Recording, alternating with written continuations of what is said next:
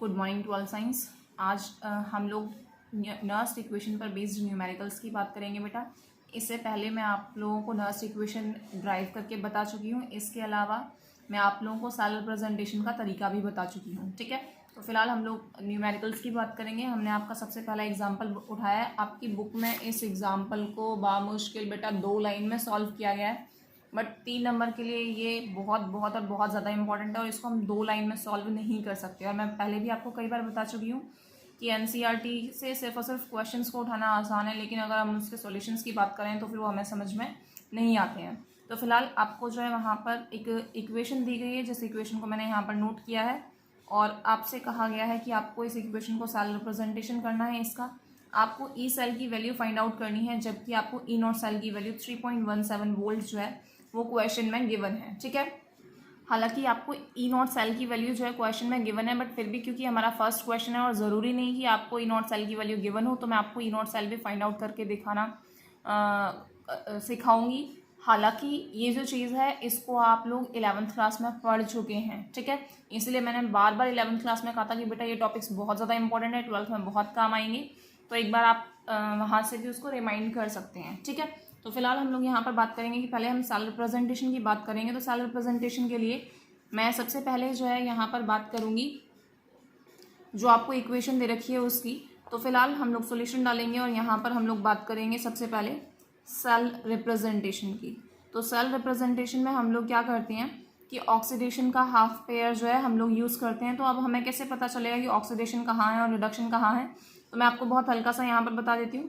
देखिए, oxidation number 0 है।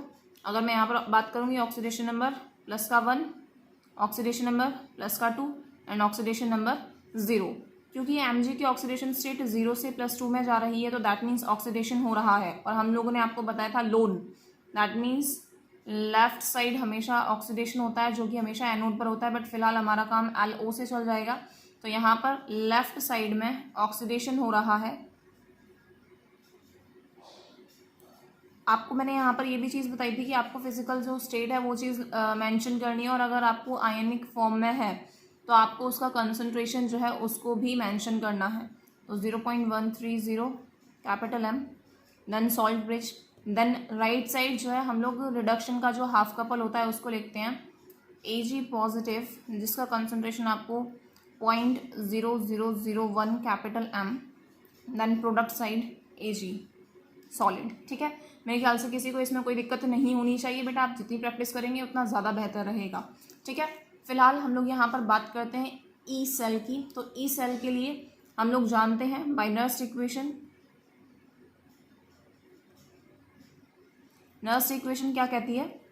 E cell जो होता है is equal to E naught cell minus 0.059 upon n log product upon reactant. हालांकि मैंने आपको इसको C की पावर C, D की पावर D अपॉन A की पावर A और B की पावर B इस तरीके से बताया था, बट मैंने आपको कहा था कि मैं शॉर्टकट में हमेशा इस तरीके से लिखूंगी। मेरे ख्याल से किसी को कोई दिक्कत नहीं होनी चाहिए। तो फिलहाल नर्स इक्वेशन के लिए अब हमारे पास ई नॉट सेल की वैल्यू, हालांकि इस क्वेश्चन में आपको गिवन है, बट मैंने कहा कि ये पहला क्वेश्चन है इसलिए मैं आपको फाइंड आउट करके दिखाऊंगी। एन की वैल्यू आप लोग चाहें तो इसको ओरली कैलकुलेट कर सकते हैं, बट मेरा मानना ये है कि आप टीचर को जितना बेहतरीन तरीके से रिप्रेजेंट करके दिखाएं उतना ज़्यादा बेहतर है, इसलिए हम लोग एन की वैल्यू भी कैलकुलेट करके दिखाएंगे। तो हम सबसे पहले हम लोग बात करेंगे ई नॉट सेल की। We know that E naught cell जो होता है वो क्या होता है? E naught cathode minus E naught anode. ठीक है, ये चीज़ आप लोग पहले ही पढ़ के आ चुके हैं। तो फिलहाल अगर हम लोग यहाँ पर बात करें कि ई नॉट सेल की वैल्यू जो है वो है कैथोड माइनस एनोड, तो कैथोड पर क्या चीज़ है? कैथोड पर है Ag वाली वैल्यू, तो उसको आप लोग NCERT अपने साथ में रख के बैठेंगे। तो NCERT की अगर हम लोग बात यहाँ पर करेंगे तो NCERT में देखिए बेटा Ag की वैल्यू आपको मिल रही है यहाँ पर। देखिए Ag यहाँ पर वैल्यू आपको मिल रही है 0.80, तो मैं यहाँ पर सीधे सीधे वैल्यू रख रही हूँ 0.80 माइनस एनोड के लिए आपके पास है Mg की वैल्यू, और Mg की वैल्यू की अगर मैं बात करूँगी तो मैग्नीशियम है आपके पास यहाँ पर माइनस का 2.36। ठीक है, अब माइनस माइनस ऑब्वियसली बात है प्लस हो जाएगा, और जब हम इसको कैलकुलेट करेंगे तो 3.16 वोल्ट आएगा। आप लोगों में से कुछ लोग कह सकते हैं मैम गिवन में तो 3.17 है और यहाँ पर 3.16, तो आप चाहें तो आप इसको 3.16 कंसीडर करके कीजिए या फिर 3.17। तो इसको मैंने आप लोगों को लिख के दिखाया है, बट क्योंकि हमें क्वेश्चन में 3.17 दे रखा है इसलिए मैं इसी वैल्यू को पुट करूंगी। बट बहुत सारे ऐसे क्वेश्चन है एक्सरसाइज में जहाँ पर आपको ई नॉट सेल की वैल्यू गिवन नहीं है, इसलिए मैंने आपको यहाँ पर फाइंड आउट करके दिखाया है।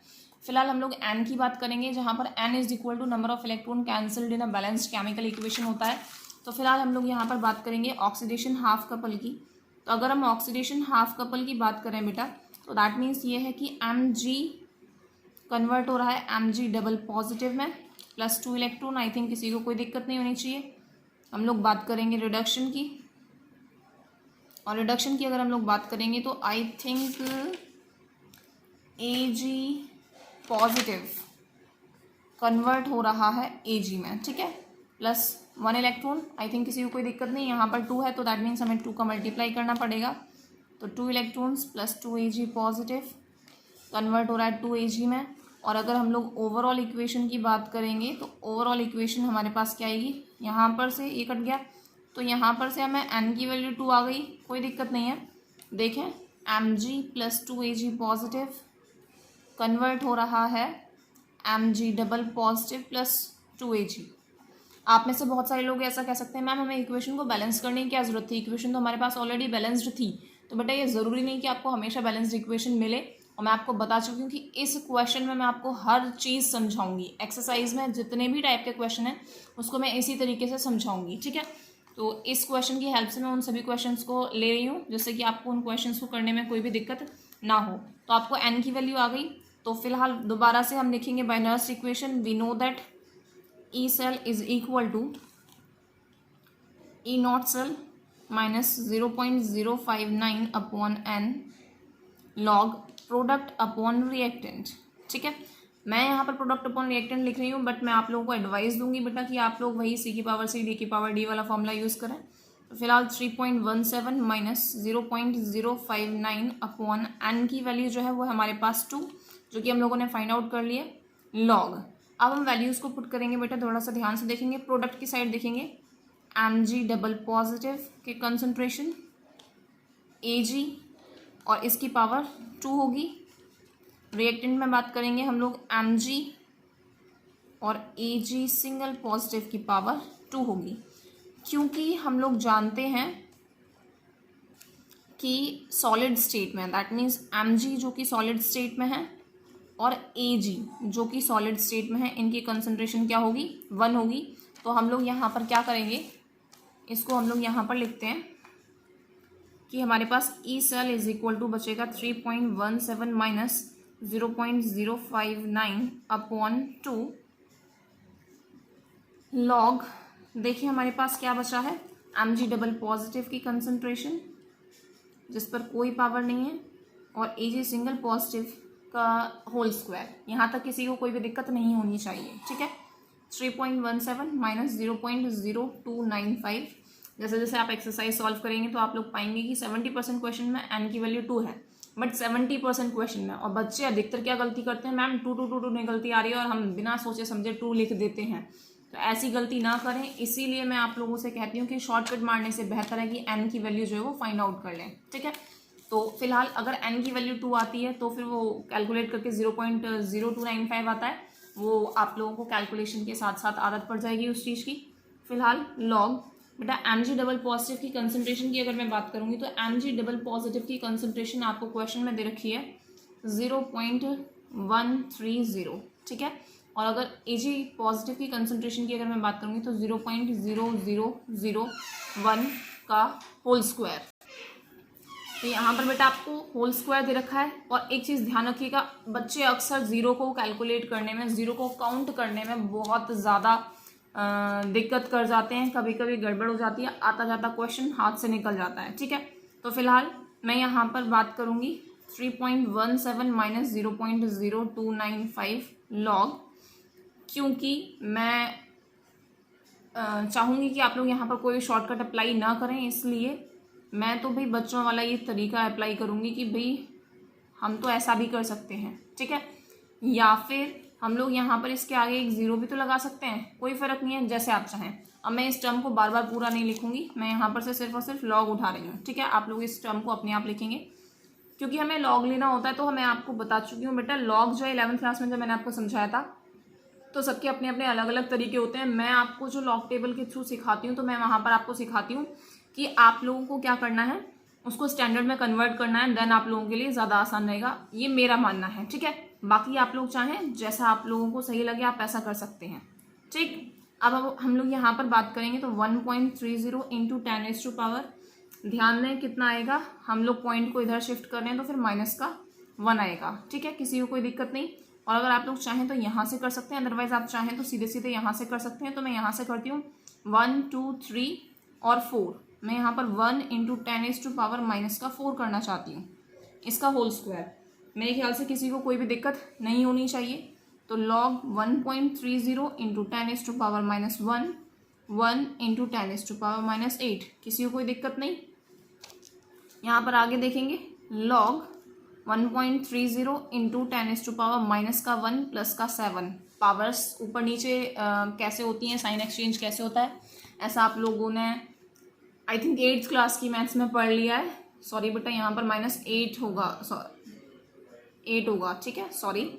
लॉग 1.30 इंटू 10⁻⁻ प्लस का 7, ठीक है। और हम लोग क्या लेकर के चल रहे हैं यहाँ पर, E cell is equal to E naught cell की वैल्यू जो हमारे पास है 3.17 माइनस 0.0295, ठीक है।